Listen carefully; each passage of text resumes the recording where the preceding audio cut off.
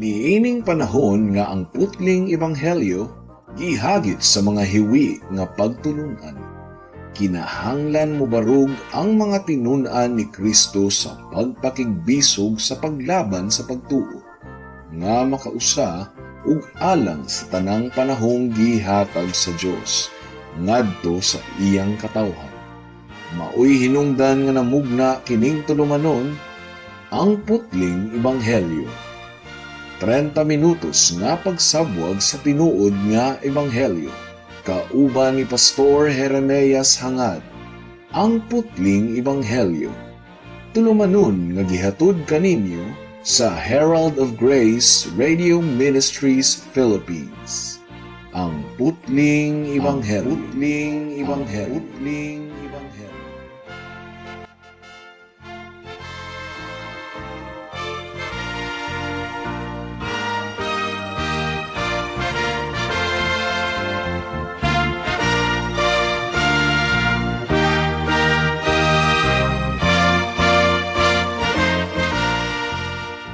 Mayong hapon Mabinay, mayong hapon Negros Oriental, Negros Occidental, Guimaras, Dumaguete City ug kutob sa tanang gidala sa Ginoo sa pagpaminaw niining atong programa nga giuluhan og ang putling ebanghelyo. Kini ang inyong igsuon og higala sa kahanginan si Pastor Jeremias Lauri Hangad sa Herald of Grace Radio Ministries Philippines, dinuyugan sa iglesia nga nag-sponsor niining atong programa, ang Salitran Covenant Bible Church sa Barangay Salitran, Dakbayan sa Dasmariñas, probinsya sa Cavite. Ang atong teksto ning takna sa kahaponon makita sa mga buhat, Kapitulo 9, versikulo 10 hangtod sa 18. Ang giingon diri, didto sa Damascus may usa ka sumusunod ni Jesus nga ginganlan og Ananias. Pinaagi sa panan-awon, nagpakita kaniya ang Ginoo ug nag-ingon, Ananias. Mitubag si Ananias, Ginoo, ania ako. Miingon ang Ginoo kaniya, lakaw didto sa dalan nga gitawag og Tulid, ug didto sa balay ni Judas pangitaa ang tawo nga taga Tarso nga ginganlag Saulo tungod kay tan-awa. Niining higayuna nagampo siya. O gipakita ko kaniya pinaagi sa panan-awon nga ikaw misulod ug mipandong sa imong kamot kaniya aron makakita siya pag-usab. Apan mitubag si Ananias, Ginoo, nadunggan ko gikan sa daghang mga tawo ang mahitungod ni anang tawhana, kun unsa siya kabangis sa imong mga sumusunod sa Jerusalem. Mianhi gani siya dinhi karon sa Damascus nga may pagtugot gikan sa kadagkuan sa mga pari aron pangdakpo niya ang tanang nagatuo kanimo. Apan miingon ang Ginoo kang Ananias, lakaw, adtui siya tungod kay gipili ko siya nga mag-alagad kanako aron ipaila niya ang ako ngalan sa mga dili Hudiyo ug sa ilang mga hari ug sa mga Israelinhon. Ug gipakita ko usab kaniya ang mga pag-antos nga kinahanglan niyang maagian alang kanako. Busa giadtuan ni Ananias si Saulo sa balay nga iyang gisak-an, ug sa pagsulod niya didto gipandong niya ang iyang kamot kang Saulo, ug miingon siya, Saulo, igsuon ko sa Ginoo, gisugo ako ni Ginoong Hesus sa pag-anhi dinhi kanimo.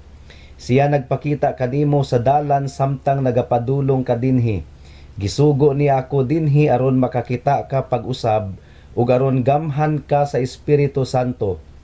Diha-diha nangahulog gikan sa mga mata ni Saulo ang murag mga himbis sa isda ug nakakita siya pag-usab.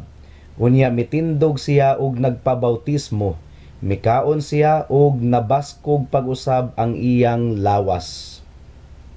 Atong nakatuna ni adtong miaging simana kung giunsa pagdakop ni Jesus si Saulo nga taga Tarso. Ang arogante ug mapahitas-on nga Pariseyo nga nagdumot kang Kristo, gipakgang ni Jesus didto sa dalan padulong sa Damascus. Saulo, Saulo, nganong gilutos mo man ako? Ug miingon si Saulo, kinsa ka Ginoo? Si Jesus mitubag, ako si Jesus nga imong gilutos. Mao nga karon mga kaigsuonan, ang garbuso nga manlulutos sa mga Kristohanon gipaubos sa Dios Gipitol sa Ginoo ang iyang garbo, pinaagi sa iyang pagkabuta, sulod sa tulo ka adlaw. Gisugda na sa Dios ang pagpanlihok sa kalag ni Pablo, ug bisan og gipitol niya siya og gibutahan sulod sa tulo ka adlaw, wala gayud niya siya biyae. Pagkahuman sa tulo ka adlaw, gipadala sa Dios si Ananias aron sa pagministeryo kaniya. Kinsa man ni si Ananias? Unsa iyang katungdanan sa iglesia?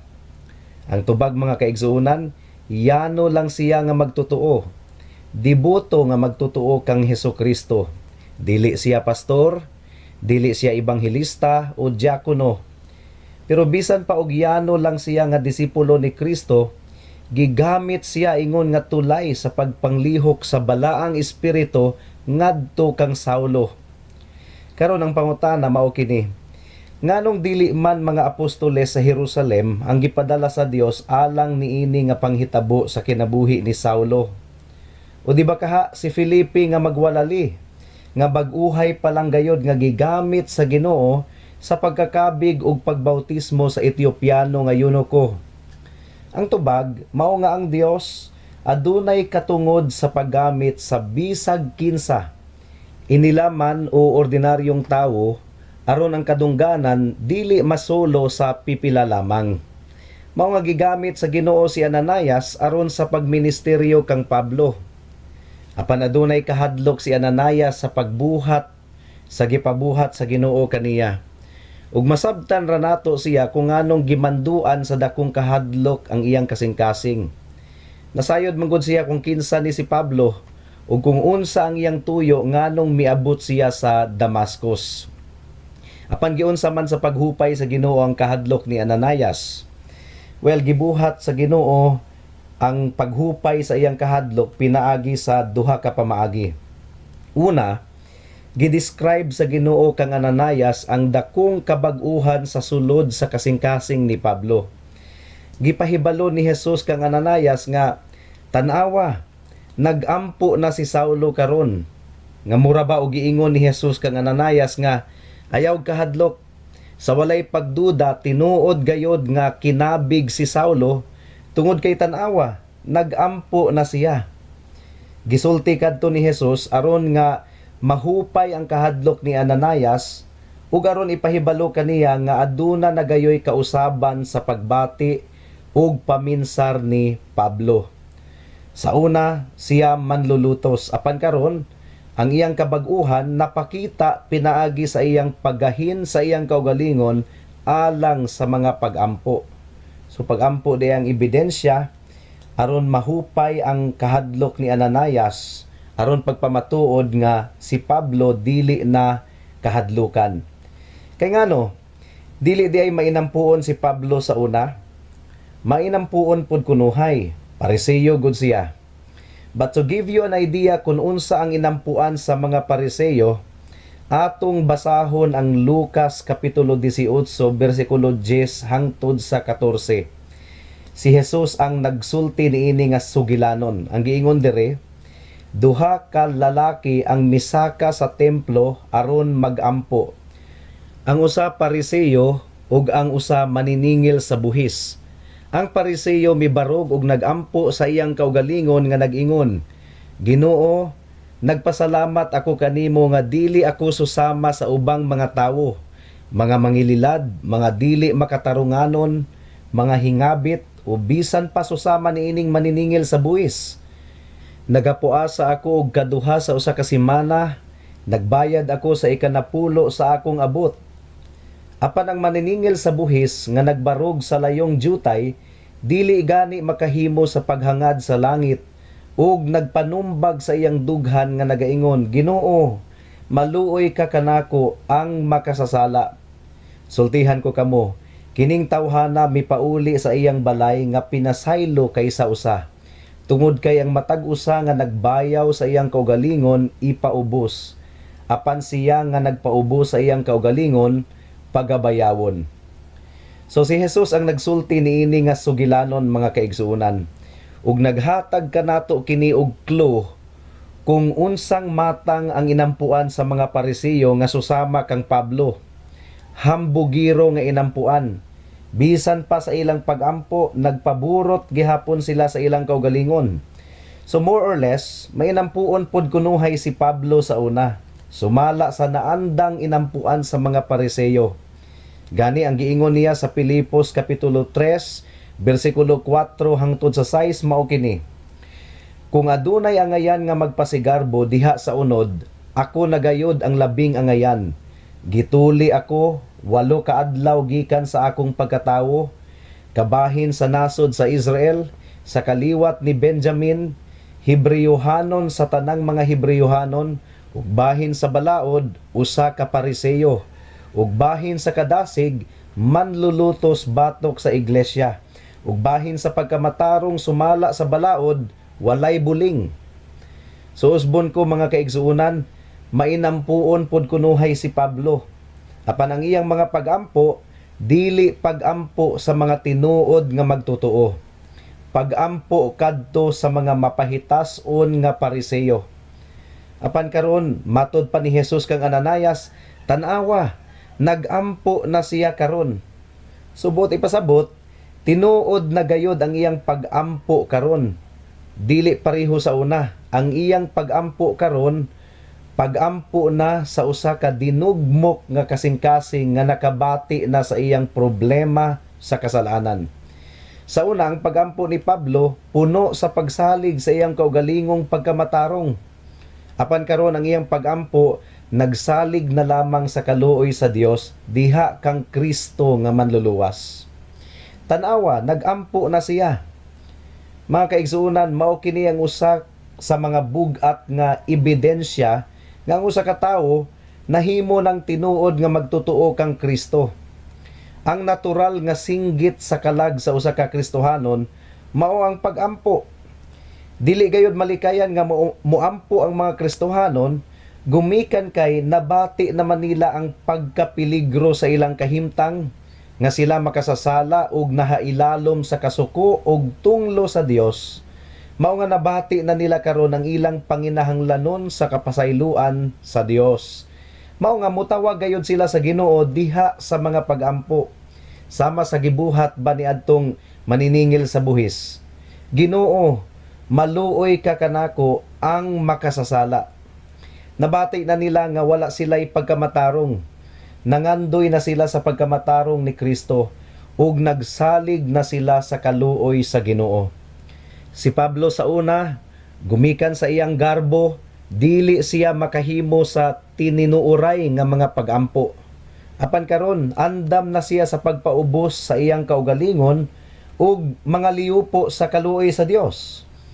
Matud pa ni Charles Spurgeon, prayer is the autograph of the Holy Ghost upon the renewed heart. Ang pagampo kuno, timbre sa balaang espiritu sa binag-o nga kasing-kasing.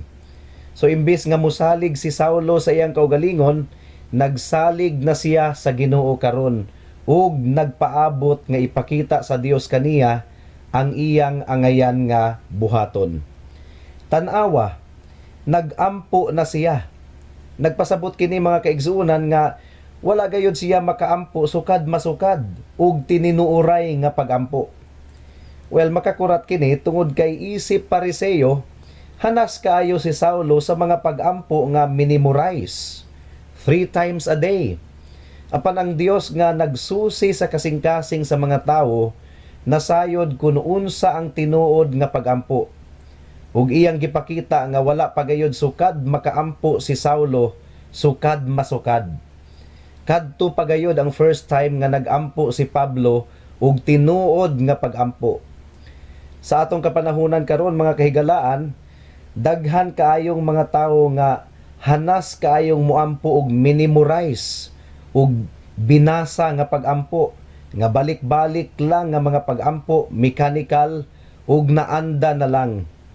Well, atubangan sa Ginoo mga kahigalaan, wala kini pulos. Ang pagampo nga dawaton sa Ginoo mao ang pagampo nga gikan gayod sa kasing-kasing nga nagpaubos sa iyang atubangan.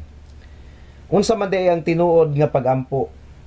Ang tinuod nga pagampo, espiritual nga pagampo. Ang pagampo ni Saulo sa una, dili espiritual. Sama sa pariseyo sa sumbingay ni Hesus, ang pag-ampo ni Pablo walay pag-angkon og paghinulsol sa kasalanan. Usbon ko, ang pag-ampo ni Pablo walay pag-angkon og paghinulsol sa kasalanan. Walay pagsalig sa dugo ni Hesus alang sa kapasayloan, tungod kay wala pa man niya mailhi si Hesus. Apan karon nga nailhan na niya si Hesus didto sa dalan padulong sa Damascus, ug nasayra na niya nga si Hesus lamang ang Dios ug manluluwas, nakaampo na siya og insakto ug tinuod nga pag-ampo. Higala, bisan pa og relihiyoso kaayo kang nangadji ug taas kaayo nga pangadji, kung wala gayud nimo mailhi si Hesus ug wala nimo mabati ang imong problema sa kasalanan, seremonyas lang kanang imong mga pag-ampo. Wala gayud sukad makaampo si Saulo sa una sa matang sa pag-ampo nga madawat sa Ginoo. Of course, nasayod siya sa mga seremonyas sa balaod. Apan wala siya masayod sa tinuod nga unod niini nga makaplagan lamang kang Kristo. Gibuhat niya kadto nga mga seremonyas aron lamang itukod ang iyang kaugalingong pagkamatarong, apan wala siya nagpasakop sa pagkamatarong ni Kristo. Mao nga ang iyang mga pag-ampo wala gayud makasulod sa dughan sa Ginoo. Ug dugang pa, ang pag-ampo ni Saulo wala gayud nagbungat sa ngalan ni Hesus. Mao nga bagsak ang iyang mga pag-ampo sa una, tungod kay klaro kaayo ang giingon sa buhat 4:12, wala nay kaluwasan nga makaplagan sa uban, tungod kay walay laing ngalan ilalom sa langit nga gihatag sa mga katawhan aron maluwas kita. Ang ngalan lamang ni Hesus, mga kaigsuonan. Si Hesus lamang ang tigpataliwala sa Dios nga balaan ug sa makasasala nga mga katawhan. Ang problema ni Pablo sa una, iyang gisalikway si Hesus, iyang gibalibaran si Hesus, ug sama sa pariseyo sa sumbingay ni Hesus, nagampo siya sa iyang kaugalingon. Ug dugang pa, ang tinuod nga pag-ampo dili gayud mamugna sa mga tawo nga ang mga kinaiya sukwahi kaayo sa kinaiya sa Dios. Makahimo ba sa pag-ampo ang tawo nga giharian og kasina sa kasing-kasing? Giharian og bakak, kasuko, kalaway, gugma sa kahilayan ug uban pa? No. Ang panultihon 15:8 nagaingon, ang halad sa mga dautan dulumtanan at tubangan sa Ginoo, apan ang pag-ampo sa mga matarong iyang gikahimutan. Si Saulo nga taga Tarso nakigbatok kang Kristo. So unsaon man nga maangko ni ang pabor sa Dios mismo nga nakigbatok man siya. Kung makigbatok kita sa ebanghelyo ug sa pagkamatarong sa Dios, bisag magpakaaron ingnon ta sa pagtuktok sa pultahan sa langit diha sa mga pag-ampo, dili gayud ablihan sa Dios ang pultahan niini. Si Pablo manlulutos sa una, unsaon man sa pag-ampo sa usa ka manlulutos. So higala, kung ang imong kasing-kasing gidumtan sa espiritu sa pagdumot, mahimong walay pulos ang tanan nimong debosyon. Kung nagkinabuhi ikaw diha sa kasalanan, walay pulos bisan pag regular kang nagampo 5 times a day or sa matag alas 3 sa hapon, walay pulos ka na at tubangan sa Ginoo. Si Saulo, bisan pa sa kataas sa iyang mga pag-ampo, wala gayod makaampo sa tininod-anay, sukad masukad, tungod kay ang pagka mapainobsanon, absent man sa iyang debosyon. Ang pag-ampo ni Saulo, pagpasalamat lang siguro nga maayos siyang tawo, dili sa lawayon sa katilingban, ug nga siya banggiitan nga pariseyo. Karon diri sa yuta, relihiyoso kaayo siyang tanawon, apan utubangan sa Dios dulumtanan kaayo siya. So usbon ko, mao kini ang pamaagi sa Dios sa paghupay sa kahadlok ni Ananias. Iyang gipamatud-an nga dili na kahadlukan pa si Saulo tungod kay tinuod na siya karon nga nakabig kang Kristo. Nawagtang ba ang kahadlok ni Ananias?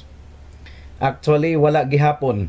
Tungod kay sa bersikulo 13, Nangatarungan pa siya sa Ginoo sa pag-ingon, Ginoo, daghan ko og nadunggan mahitungod niining tawhana. Kung giunsa niya sa pagpaantos ang mga magtutuo sa Jerusalem, ug kung aduna siya'y awtoridad gikan sa mga pangulong pari aron gapuson ang tanang mga nagtawag sa imong ngalan. Ug mao kini ang magdangat kanato sa ikaduhang pamaagi nga gibuhat ni Jesus aron mahupay ang kahadlok ni Ananias mahitungod kang Pablo. Mabasa nato sa bersikulo 15 ug 16 nga gitubag ni Jesus ang kahadlok ni Ananias. Ananias, nasayod ko ni ining tanan, apan adtui si Saulo, pagdali ug tabangi siya tungod kay pinili ko siyang sudlanan o instrumento aron sa katumanan sa akong tumong, aron imantala niya ang akong ngalan ngadto sa mga hintil ug mga hari ug sa mga anak ni Israel. Tungod kay ipakita ko nga niya kung unsaon nga kinahanglang mag-anto siya alang sa akong ngalan. So makita nato dire ang nindot nga summary sa kinabuhi ug ministeryo ni Pablo. Kadtong tanan nakabase lamang sa grasya sa Dios, mga kaigsuonan. Dili si Pablo ang mipili kang Kristo, klaro kayo. Ang Dios ang mipili kaniya. Instrumento siya sa Dios ug magpanlihok ang Dios nganha kaniya ug pinaagi kaniya aron sa pagtuman sa iyang kabubuton. Mahimaya ang Dios pinaagi sa pagdala ni Pablo sa ebanghelyo ngadto sa mga hintil, mga hari, mga yanong katawhan ug pinaagi sa iyang pag-antos tungod ug alang kang Hesus. Usbon ko, grasya lamang katong tanan tungod kay si Saulo dili gayud takos nga mudawat niini. Pagkahuman nahimong kumbinsido si Ananias, wala na siya naglangan pa sa pag-adto sa balay ni Judas nga taga Damascus aron maministeryuhan si Pablo nga nagpaabot na pudi ay kaniya. The fact nga gitawag ni Ananias si Pablo og igsuon, nakalipay gayud kaayo to sa kasing-kasing ni Pablo. Wala lang nadungog ni Saulo ang tingog ni Ananias, kundili nabati usab niya ang mga kamot niini. Ug pinaagi sa gahom sa Dios, naablihan ang iyang mga mata ug karon mibalik na ang iyang pananaw. Nakakita na siya, gipuno usab siya sa Dios sa balaang espiritu ug gibautismuhan, ug dayon mikaon siya og pagkaon. So usbon ko mga kahigalaan, gibunyagan si Pablo ug ang tanang mga nakabig kang Kristo sa Biblia. Automatic na nga ang tanang mga nakabig sa Biblia pagabautismuhan gayod.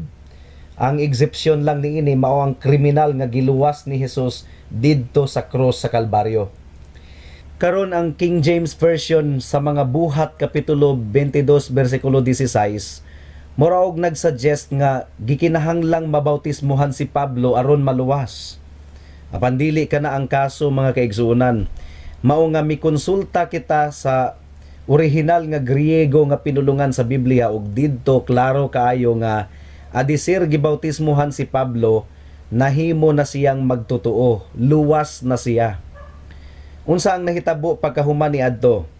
Well, nagpabilin siya kauban sa mga magtotoo didto sa Damascus. Ug sa walay pagduda, nakakat-on siya og daghang mga butang gikan kanila.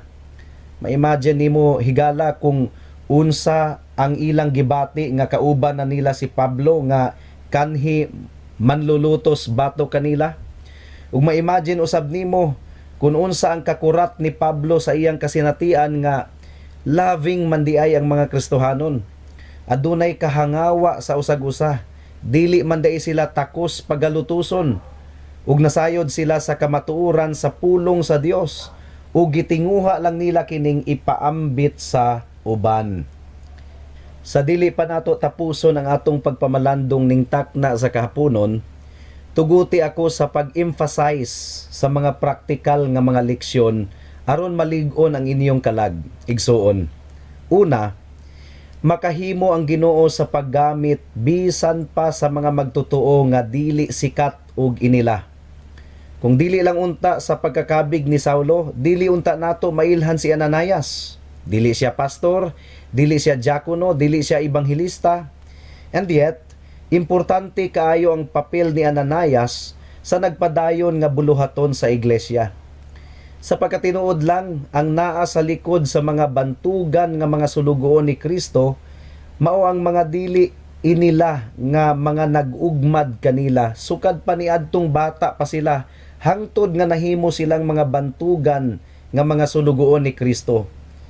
Makadayig ta sa mga pastor nga maantigo gayod nga mopasabot sa pulong sa Ginoo ug matinud-anon gayod sa pagpangalagad kaniya.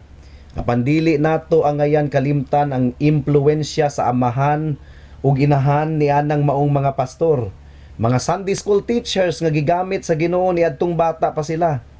Nganong naingon sila ana, daghang dili mga inila nga mga tawo ang gigamit sa Dios sa pag-ugmad kanila.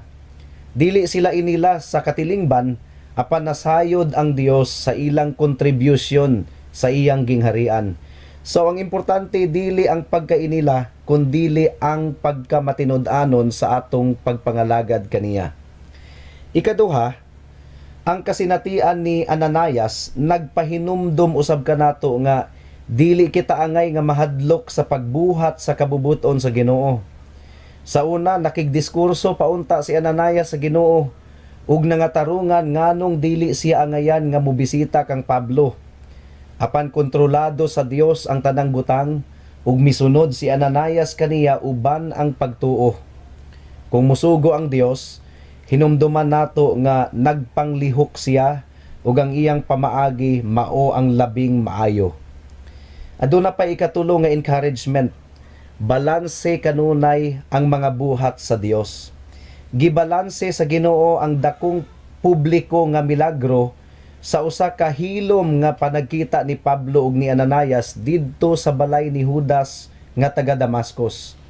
Dramatic kaayo ang nahitabo didto sa dalan padulong sa Damascus, sa dihang misidlak ang dakong kahayag gikan sa langit ug nadungog ni Pablo ang tingog ni Kristo. Apan ang pagbisita ni Ananias murag ordinaryo lang nga panghitabo. Ang kamot sa Dios mao ang nagpahunong sa kabayo nga gisakyan ni Saulo. Apan gigamit sa Dios ang kamot ni Ananias aron ihatag kang Pablo ang iyang gikinahanglan, ang pagbalik sa iyang pananaw. Nakigistorya ang Ginoo kang Saulo gikan sa langit, apan nakigistorya usab siya pinaagi sa masinugtanon nga disipulo nga naghatag sa mensahe kang Saulo. Ang ordinaryo nga panghitabo kabahin gayod gihapon sa milagro sa kabag-uhan nga nahitabo kang Apostol Pablo. Sa katapusan, dili maayo nga atong i-underestimate ang bili sa usa ka tawo nga madala nato ngadto kang Kristo. Si Pedro nagwali ngadto sa linibo ka mga tawo sa Jerusalem. Si Felipe usab nakasaksi og dako kaayong bunga sa iyang pagwali ngadto sa mga tawo sa Samaria. Apan si Ananias gipadala sa Dios ngadto lamang sa usa ka tawo. Apan kadtong nag-inusara nga tawo nga mao si Saulo nga nahimong Apostol Pablo, dako kaayo og nahimo sa gingharian sa Dios. Ang kinabuhi og ministeryo ni Apostol Pablo nakaimpluwensya sa dili na maihap nga mga katawhan sa mga kanasuran hangtod karon. Bisan pa ang mga secular nga mga manunulat sa kasaysayan nagaangkon nga usa si Pablo sa mga importanteng mga tawo sa kasaysayan sa kalibutan. Niadtong Abril 21, 1855, si Edward Kimball nagsangyaw ngadto sa mga Sunday school boys sa ilang simbahan. Wala lang siya masayod nga usa sa iyang mga estudyante sa Sunday school nga si Dwight L. Moody mahimong usa sa mga banggiitang ebanghelista sa tibuok kalibutan. Ang buluhaton usab ni Norman Harrison sa usa ka dili inila nga simbahan, dili sikat, gigamit sa Ginoo aron maluwas si Theodore F. Apan kining si Theodore F ang gigamit sa Ginoo aron matukod ang Back to the Bible ministry nga mabungahon na kaayo nga buluhaton sa tibuok kalibutan hangtod karon. Ang atong tahas mao ang pagdala sa mga katawhan ngadto kang Kristo. Ang tahas sa Dios mao ang paggamit kanila alang sa iyang kahimayaan. Ug ang tanang mga instrumento sa Dios, inila man o dili, importante silang tanan sa Dios. Nagpasalamat ako sa akong mga Sunday school teachers ni adtong bata pa ako. Dili ko maingon ini karon kung wala sila gamita sa Ginoo sa una. Samot na ang akong mga ginikanan. Alang sa mga higala nato nga wala pa kang Kristo, wala ba ninyo gipangandoy ang tinuod nga kalinaw ug tinuod nga kabag-uhan sa kinabuhi sama sa nahitabo kang Pablo? Labaw sa tanan, wala ba ninyo gipangandoy ang tibuok nga kapasayloan sa kasalanan ug grasya sa kaluwasan?